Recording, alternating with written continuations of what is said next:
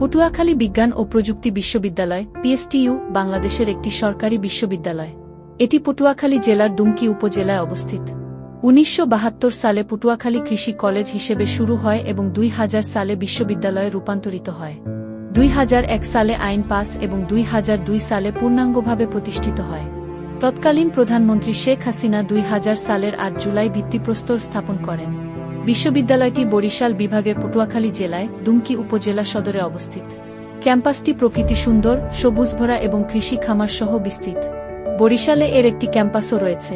এই বিশ্ববিদ্যালয়ের অনুষদসমূহ হল কৃষি অনুষদ, পশু বিজ্ঞান ও পশু চিকিৎসা অনুষদ, কম্পিউটার বিজ্ঞান ও প্রকৌশল অনুষদ, ব্যবসা প্রশাসন ও ব্যবস্থাপনা অনুষদ, মৎস্য বিজ্ঞান অনুষদ, দুর্যোগ ব্যবস্থাপনা অনুষদ, পুষ্টি ও খাদ্য ব্যবস্থাপনা অনুষদ, ভূমি প্রশাসন ও আইন অনুষদ।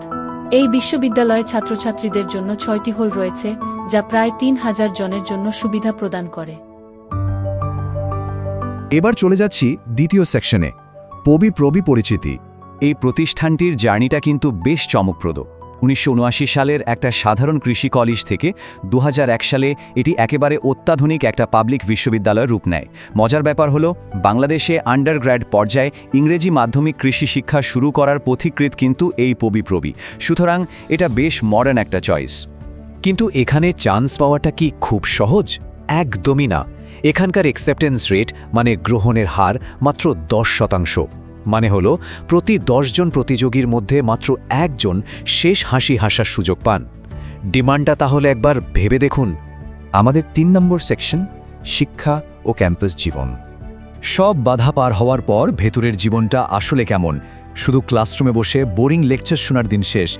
৯৭ একরের বিশাল মূল ক্যাম্পাসের পাশাপাশি এদের রয়েছে ৩৭ একরের আস্ত একটা কৃষি গবেষণা খামার, মানে হাতে কলমে শেখার দারুণ সুযোগ। সাথে ইউএস স্টাইলের কোর্স ক্রেডিট সিস্টেম তো আছেই, আর গ্র্যাজুয়েশনের আগে ১২ সপ্তাহের বাধ্যতামূলক ফিল্ড ইন্টার্নশিপ একেবারে রিয়েল লাইফ এক্সপিরিয়েন্স দিয়ে দেয়। এবারে আমাদের ৪ নম্বর সেকশন, আসন বন্টন এবং কোটা। নামে কৃষি বিশ্ববিদ্যালয় হলেও পবি-প্রবিতে কিন্তু শুধু কৃষি পড়ানো হয় না।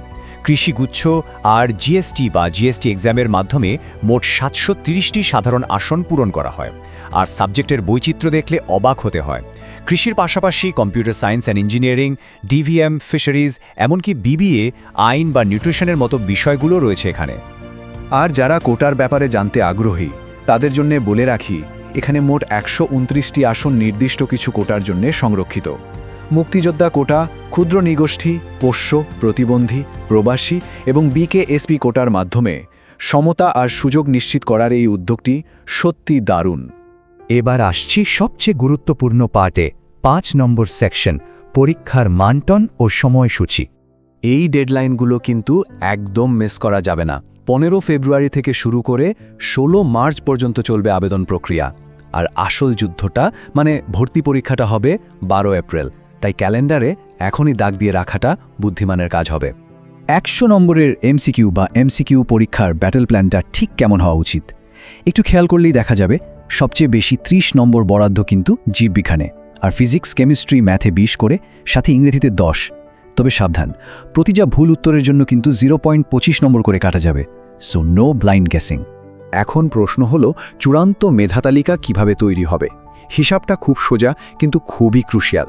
এমসিকিউ এর ১০০ নম্বরের সাথে এসএসসি এবং এইচএসসির জিপিএ থেকে সর্বোচ্চ ২৫ করে মোট ৫০ নম্বর যোগ হবে। অর্থাৎ অতীত আর বর্তমানের পারফরমেন্স মিলিয়ে এই ১৫০ নম্বরের উপর ভিত্তি করেই নির্ধারিত হবে চূড়ান্ত ভাগ্য। আমাদের আজকের বিশ্লেষণের একদম শেষ পর্যায়ে চলে এসেছি। ৬ নম্বর সেকশন, খরচ ও ভবিষ্যৎ সম্ভাবনা। পকেট খরচের ব্যাপারটা শুনলে হয়তো অনেকেই চমকে উঠবেন। দেশি শিক্ষার্থীদের জন্য এখানে পড়ার বাৎসরিক খরচ শুরু হয় মাত্র $৮ বা প্রায় ৯০০ টাকা থেকে। ভাবা যায়, এটা হয়তো একদিনের রেস্টুরেন্ট বিলের চেয়েও কম। আর ইন্টারন্যাশনাল স্টুডেন্টদের জন্য এটা অবিশ্বাস্য রকমের সাশ্রয়, বছরে মাত্র $১,০০০। বিশ্বমানের সুযোগ সুবিধা, বিশাল ক্যাম্পাস, প্র্যাকটিক্যাল লার্নিং আর এত অবিশ্বাস্য রকম সাশ্রয়ী খরচ। এই দুর্দান্ত কৃষিগুচ্ছ ভর্তি ব্যবস্থাকে কাজে লাগিয়ে ভবিষ্যতে নতুন দিগন্ত উন্মোচন করার প্রস্তুতিটা কি তাহলে এখন থেকেই শুরু হয়ে যাওয়া উচিত নয়? এই প্রশ্নটাই বরং ভাবনার জন্য রেখে দিলাম আজকের মতো।